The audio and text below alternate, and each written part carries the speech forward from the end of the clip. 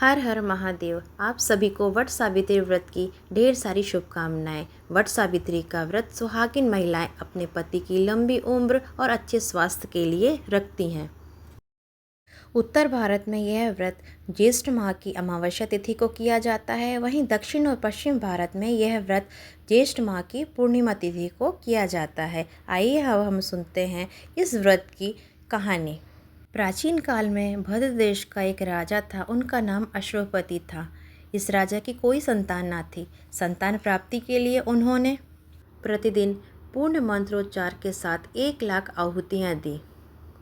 18 वर्षों तक यह क्रम चलता रहा और 18 वर्षों के बाद उन्हें साक्षात माँ सावित्री ने आके दर्शन दिया और माँ के आशीर्वाद स्वरूप राजा के घर कन्या जन्म हुआ। इस कन्या का नाम उन्होंने सावित्री रखा। सावित्री दिन प्रतिदिन अब बड़ी होती चली गई। बड़ी होकर वो बहुत ही रूपवान हो गई, पर उसके लिए कोई योग्य वर नहीं मिल रहा था। योग्य वर न मिलने की वजह से सावित्री के पिता बहुत दुखी थे। उन्होंने अपनी कन्या सावित्री से कहा कि तुम स्वयं ही अपने लिए योग्य वर की तलाश कर लो। सावित्री अपने पिता की आज्ञा पाकर अपने लिए योग्य वर ढूंढने निकल गई। सावित्री वहां तपोवन पहुंचने और भटकने लगी। वहां उसे साल्व देश के राजा धूमेश मिले। क्योंकि उनका राज्य किसी ने छीन लिया था, इसीलिए वे वहीं रह रहे थे। उनके पुत्र सत्यवान को देखकर सावित्री ने पति के रूप में उनका वरण कर लिया। इसके बाद सावित्री जब घर लौटी तो उसने अपने पिता के साथ नारद मुनि को देखा। पिता के पूछने पर उसने बताया कि उसने राजकुमार सत्यवान को अपना पति स्वीकार कर लिया है। जब नारद ऋषि को ये पता चला तो उन्होंने कहा, ये क्या गजब हो गया है।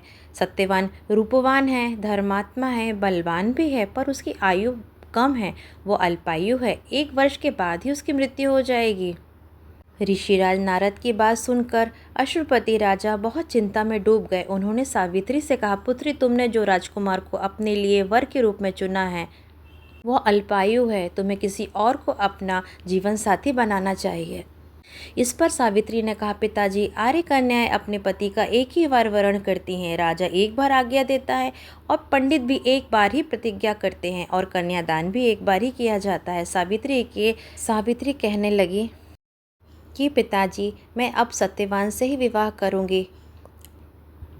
राजा को अब सावित्री की बात माननी पड़ी और फिर राजा ने सावित्री का विवाह सत्यवान से करवा दिया। सावित्री अपने ससुराल पहुंचते ही अपने सास ससुर की सेवा करने में लग गई। इसी तरह समय बीतता गया। नारद मुनि ने सावित्री को पहले ही सत्यवान की मृत्यु के दिन के बारे में बता दिया था। अब वह दिन जैसे जैसे करीब आने लगा, सावित्री अधीर होने लगी।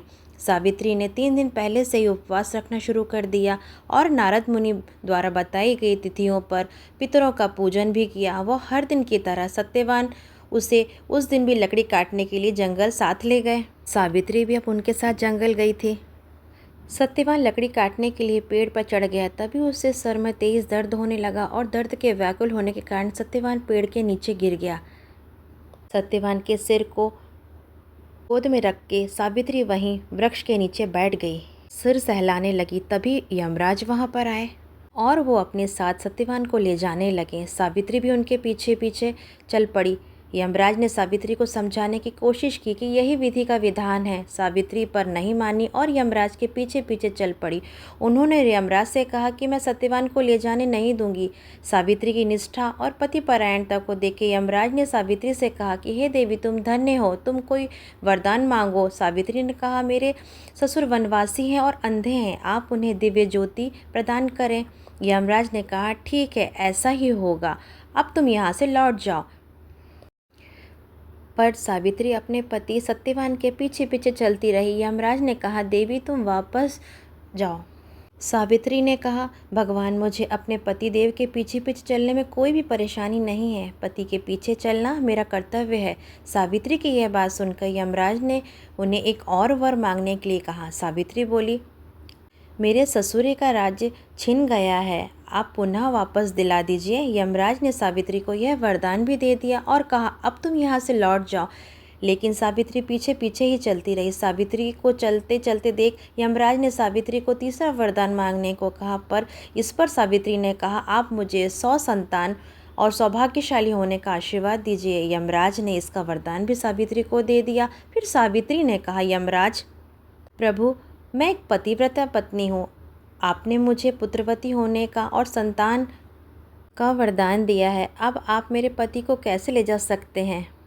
यह सुनकर यमराज को सत्यवान के प्राण छोड़ने पड़े। यमराज अंतर्ध्यान हो गए और सावित्री इस वटवृक्ष के नीचे आ पहुंची जहां उसके पति का मृत शरीर पड़ा था। सत्यवान फिर से जीवित हो गए और दोनों खुशी खुशी अपने राज्य को चल पड़े। अब दोनों जब पहुंचे राज्य तो देखा उनके माता पिता की आंखों की दृष्टि लौट आई है। इसके बाद उन्होंने अपना राज्य वापस मिल गया है। इस प्रकार सावित्री सत्यवान हमेशा सुख से साथ में रहने लगे। तब से यह व्रत करने की परंपरा चली आ रही है। इस व्रत कथा को सुनने से और व्रत करने से वैवाहिक जीवन या जीवन साथी की आयु पे आया हुआ किसी भी प्रकार का संकट टल जाता है। माता सावित्री हम सबके सुहाग की रक्षा करें, उन्हें लंबी आयु, अच्छा स्वास्थ्य प्रदान करें। यदि आपको मेरे द्वारा कही गई कहानी पसंद आई है तो प्लीज़ आप मेरे चैनल को लाइक करें, सब्सक्राइब करें और इसी तरह रोचक कहानी, कथाएं और पूजन विधि मेरे चैनल पे सुनते रहें। हर हर महादेव।